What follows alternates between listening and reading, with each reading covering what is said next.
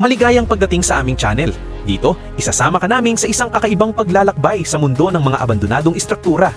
Sama-sama nating tuklasin ang mga bahay, gusali at iba pang lugar na niluma at kinalimutan ng panahon. Pinagsama-sama namin ang mga karanasan mula sa iba't ibang explorer upang mas maintindihan at maramdaman mo ang bawat kwento sa likod ng bawat sulok. Tara, samahan mo kami sa mga nakaraan at saksihan ang mga misteryong bumabalot sa bawat pader. Mag-subscribe, mag-like at i-on ang notification para updated ka sa mga bagong uploads araw-araw.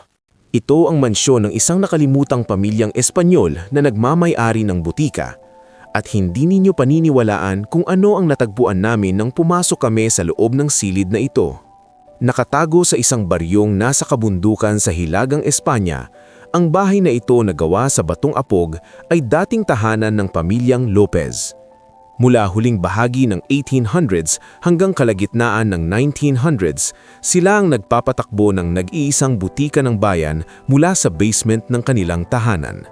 Ngayon, halos wala ng bakas ng dating dispensaryo, gungit sa pamamagitan ng mga dokumento at litratong naiwan, nabuo namin ang malinaw na timeline ng mga pangyayaring naganap sa sambahayang ito.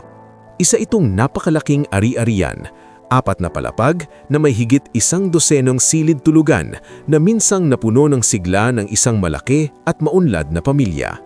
Ngunit noong 1975, isinara ang mga pinto at tila wala nang bumalik pa. Hanggang ngayon, hawak pa rin ng mga anak ang titulo ng lupa at may ilan sa kanilang mga tagapagmana ang nagpatuloy sa larangan ng parmasya. Gayunpaman, nananatiling hindi nagagalaw ang mansyon at nakaselyo sa loob nito ang kasaysayan, isang time capsule na magdadala sa atin ng 50 taon pabalik sa nakaraan. Inikot namin ang buong bahay at sinaliksik ang lahat ng dokumentong makita namin, ngunit kasama ang palad, kakaunti lamang ang kasaysayang natagpuan namin dito. Gayunpaman, ang mga natuklasan namin ay talagang kawili-wili. Tunay ngang mga parmasyutiko ang mga taong ito at ang ground floor na ito ay hindi lamang butika kundi isa ring ganap na klinika ng doktor. Kaunti na lamang ang makikitang bakas ng nakaraan, ngunit may ilang elemento pa rin. Pinagpalagay namin na dito naghihintay ang mga pasyente, parang waiting room sa bangko. Mukhang ganitong klase rin ang bangko na nakita ko sa klinika ng doktor ko noon. At alam mo ba kung ano ito? Dito nila inilalagay ang kanilang mga payong. May disenyo pa itong mga bulaklak, napakagandang detalye.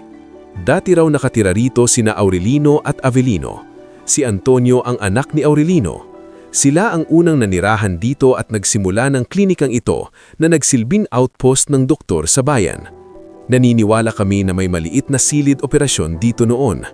Ang butika ay nasa bahaging ito, ngunit hindi na ito makikita ngayon.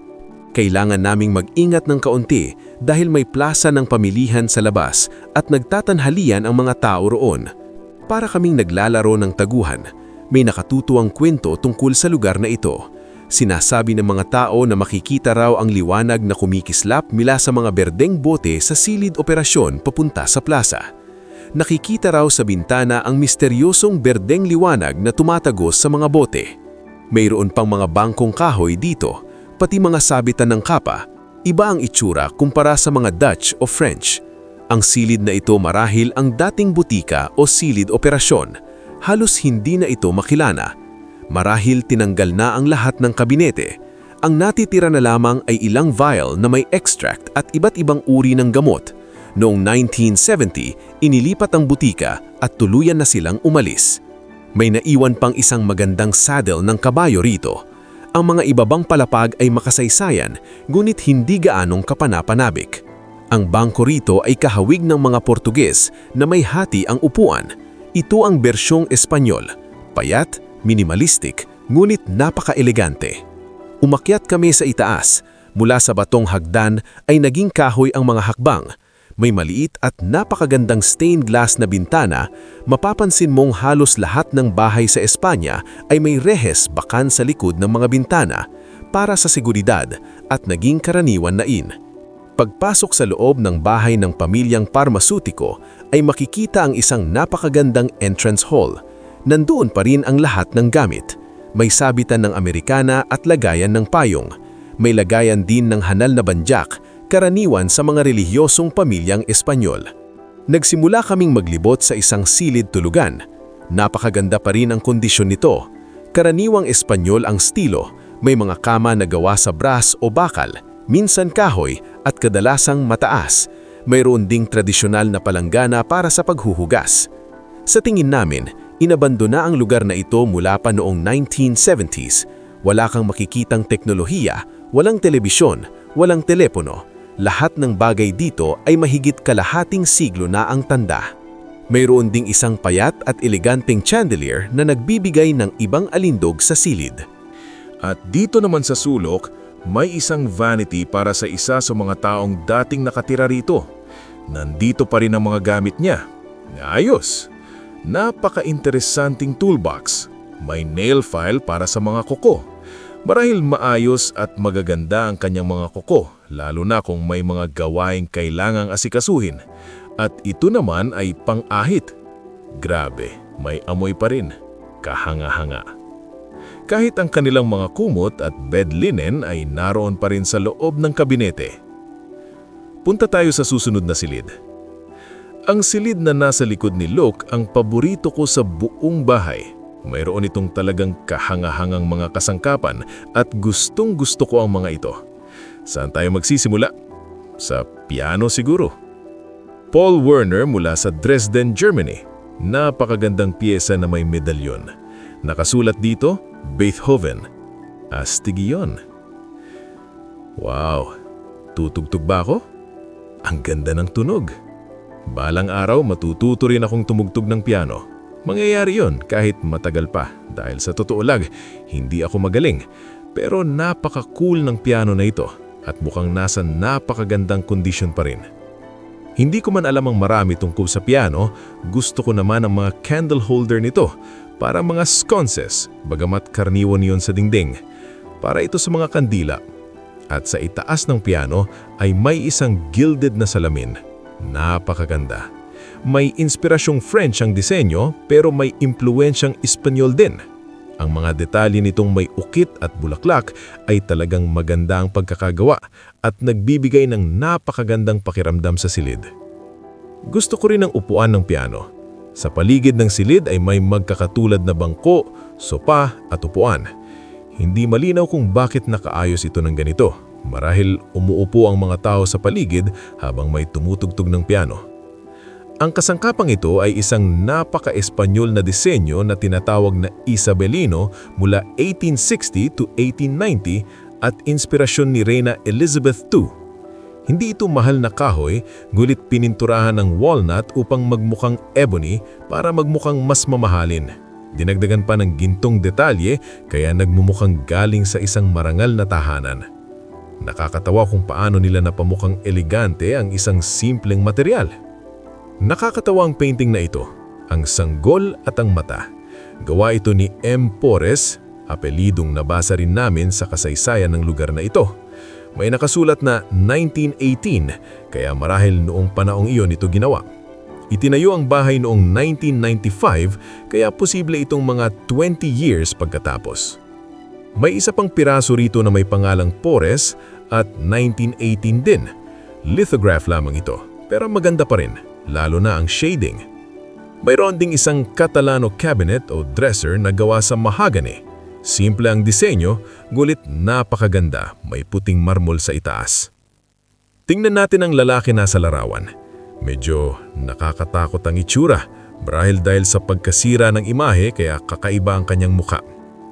Ang chandelier dito ay tipikal na Espanyol, may mga kristal na nakasabit at mga patak sa ilalim. Ang tabas ng salamin ay talagang karaniwang estilo sa Espanya. Sa maliit na mesa sa ilalim ay may mapa ng Espanya mula 1961. May diaryo pa mula 1968. Talagang matagal nang nakatayo ang lugar na ito. Napakagandang silid. Ngayon, konting kasaysayan pa tungkol sa pamilya. Pinaniniwalaang umalis sila noong unang digmaang pandaigdig at bumalik noong 1920 upang muling patakbuhin ang butika. Mula 1931 hanggang 1936, naging aktibo rin sila sa politika, pareho sa lokal at probinsyal na pamahalaan habang pinapatakbo ang kanilang butika. Isang abalang buhay. May mga kalendaryo pa mula 1944, panahon ng ikalawang digmaang pandaigdig. Opisyal na neutral ang Espanya noong panahong yon, ngulit nagpakita ito ng simpatya sa Nazi Germany at Fascist Italy. Sa digmaang sibil ng Espanya, 1936 to 1939, umangat sa kapangyarihan si Francisco Franco sa tulong ng Fascist Italy at Nazi Germany.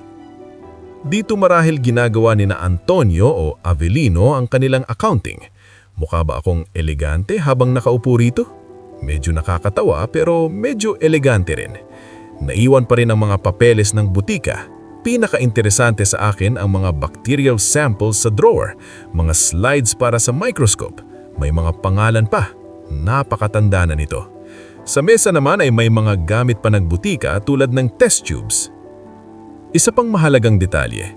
Nagsimulang mag-aral si Antonio noong 1951 upang maging parmaceutiko rin tulad ng kanyang mga magulang. Aling silid ang susunod? Isang ito ay interesante rin. Tignan mo kung gaano kalinis ang silid na ito. Halos walang bakas ng pagkasira. Parang maaari ka pang matulog dito. Medyo marumi lang ang sahig sa kinatatayuan mo, pero yun lang. Mukhang double bedroom ito, kaya marami talagang nanirahan dito noon. Napakalaki ng kanilang pamilya. At syempre, may mga relihiyosong imahe sa lahat ng dako. Karaniwan na yon sa mga bahay sa Espanya. Narinig ko na mahirap daw kontrolin ang mga lumang makinang panlinis kapag umaandar na. Talaga? Oo, may umiikot na bahagi sa ilalim at kailangan mo talagang pilitin ang sarili mo para makontrol ito. Magandang silid tulugan ito, pero hindi ko gusto ang ilaw na iyon. Sa Espanya, may ilan sa pinakamagagandang chandelier, pero mayroon ding ilan sa pinakapangit. Ito marahil ay isang tipikal na Spanish bedroom light fixture. Hindi ko nga halos matawag na chandelier. Nandito pa rin pati ang kanilang mga lumang bote ng pabango. Halimbawa, itong isa, gustong-gusto ko ang emblem nito. At may vintage na Nivea pa rito. Ang daming lumang gamit na naiwan sa bahay na ito. Natakos na nating ipakita ang bahaging ito ng bahay, pero may ilan pang silid matay lang ang ipakita. Kailangan lang mag-ingat dahil lantad ito sa kalsada. Akala mo ba kabinete ito na lalagyan ng pagkain? Hindi, isa talaga itong silid tulugan. Parang may natulog sa loob ng aparador. Maliit man, pero maliwanag at maaliwalas ang pakiramdam. Posibleng idinagdag ang pader na iyon kalaunan. At narito ang isang makinang panahinang Singer. Napakaganda! Nakalagay pa na gawa ito sa Great Britain. May takip pa dito. Nakakagulat kung gaano karaming Singer sewing machines ang nakita ko sa mga pag-explore ko sa mga nakaraang taon. Habang nasa paksa tayo ng mga silid tulutan, ipakita natin ng isa pa. Napakalinis muli. Napansin ko rin na halos lahat ng silid ay may tig-dalawang kama. Marahil magkakapatid ang magkasamang natutulog. Mataas na naman ang mga kama at gusto ko talaga ang estilo nila. Sa sulok ay may isang magandang vanity. Sa loob ng mga drawer, makikita mo ang kahoy at ang patong ng pintura, katulad ng mga upuan sa dining room. Pininturahan nila ang walnut o ibang kahoy ng itim para magmukhang mas mamahalin, parang ebony. Sa bahaging ito ng bahay ay may isang maliit ngulit kaaya-ayang dining area. Medyo maliit ang mesa kung iisipin na nakabilang na tayo ng 8 kama at may iba pa sa itaas. May rocking chairs pa sa tabi ng hapagkainan. Medyo makaiba pero karaniwan daw ito sa Espanya at Portugal. May magandang woodwork sa mga kasangkapan. Ang artwork sa likod ay tila sila mismo ang gumawa. May pangalang Pores muli. Kung kaya mong palamutiin ang bahay mo gamit ang sarili mong likhang sining, talagang espesyal yon. Ang kabinete dito ay napakaganda. Nasa loob pa ang mga baso. Maayos na nakaayos. May mukha pa sa itaas na halos parang demonyo ang itsura. May panel din sa gilid na may krus. Sa isang silid naman, may bide sa sulok na halos nakabitin na lamang sa mga tubo. Delikado ang sahig, tila bumibigay na ang bahay. Sa kusina, bumagsak na ang malaking bahagi. May isa pang parte ng bahay roon pero hindi na natin isa sa panganib. Makikita mong hindi basta inabandon ang bahay, lumipat at dinala ang mahahalagang alaala, kaya kaunti ang mga larawan ng mga tao rito. Ngayon, nasa itaas na tayo. Ang bahaging ito ay parang tambak ng iba't ibang sofa at upuan. Napaka-Espanyol ng mga ito, madalas makita sa Espanya. Sa itaas na hallway ay may ilan pang silid tulugan. Tingnan mo kung kaano kataas ang kama. Paano kaya sila umaakyat dito noon? Kailangan mo yata ng maliit na hagdan o kaya ay gamitin ng upuan. Lahat ng kama ay gawa ng bakal, bagamat mas simple ang disenyo kaysa sa nasa ibaba. Ang silid na ito ang gusto kong ipakita dahil hakawig ito ng nasa ibaba. Sa palagay ko, hinati ang bahay para sa dalawang pamilya, isa sa ibaba at isa sa itaas, na may magkaparehong layout ng silid. Muli, may mga upholstered na upuan na nakaayos sa paligid. Hindi man sila magkapareho, pero malamang ay magkapantay ang halaga nila at posibleng iisang artista ang gumawa. At pareho pa nga ang piano. Ay, hindi pala. Wala itong medalyon. Yung isa ay mula sa Paris. Ito, mula rin sa Paris. Medyo sintonado na ito, pero gusto ko talagang makakita ng magandang piano sa isang abandonadong lugar. Ano kaya ito? Parang hindi ito dapat narito. Mukhang pwedeng magtayo ng maliit na campfire dito. Pang-ipon kaya ng tubig? Oo, baka ganun. Siguro kinuha ito mula sa kusina at inilagay dito para protektahan ang silid. Pero, para ba ito sa paggawa ng apoy o pag-iihaw? Hindi malinaw. Ipinaliwanag na sa hilagang bahagi ng Espanya, madalas itong ginagamit. Nilalagyan ito ng maiinit na baga mula sa nasusunog na kahoy, hindi mismong apoy, para mas uminit ang silid. Kaya pala, pampainit pala ito ng kwarto. Akala ko gamit sa kusina, pero mahalaga rin kung paano ito ginagamit ng mga tao. Gusto ko ring ipakita ang mga kortina. Napaka-espesyal nila. Isa yun sa mga bagay na gustong-gusto ko sa mga bahay sa Espanya. At ang mga kasangkapan dito, lalo na ang mga sofa bench o settee, napakaganda. Mukhang marangya kahit mga replika lamang, pero mataas ang kalidad.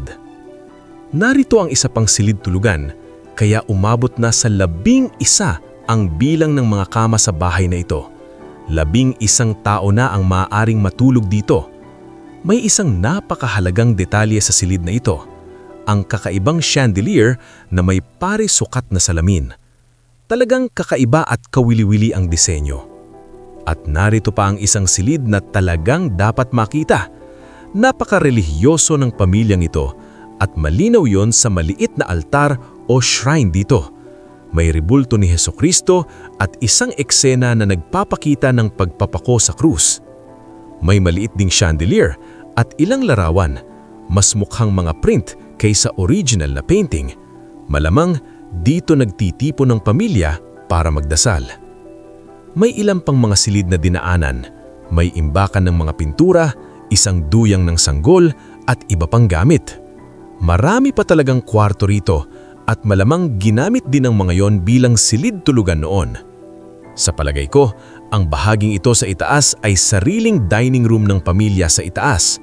May hiwalay pa silang kusina. Ibig sabihin, parang hinati ang bahay sa dalawang apartment para sa dalawang pamilya. Maaring magkakamag-anak pa rin, tulad ng magkapatid na naninirahang ng hiwalay. Sa kabuuan, may 4 na palapag ang bahay na ito. Kaya ito na ang papunta sa ika-4 na palapag. Oh, grabe, napakainit dito. Isa itong lumang attic at halos bumabagsak na. Maganda ang kahoy na balangkas. Makikita mo ang mga pako at ang napaka-espesipikong istruktura ng pagkakagawa nito. May ilan pang gamit dito tulad ng duyan ng sanggol, pero wala nang masyadong kapanapanabik na makikita rito. Pero salamat sa pagsama sa amin sa exploration na ito. Salamat ulit at mahal namin kayo. Sana'y nasiyahan kayo sa ating exploration. Huwag kalimutang mag-subscribe para sa mas marami pang adventures na tulad nito at i-click ang notification bell para updated ka sa bawat bagong video. Siyempre, i-like at i-share na rin ang video na ito sa inyong mga kaibigan. Maraming salamat sa panonood at hanggang sa muli nating pagtuklas.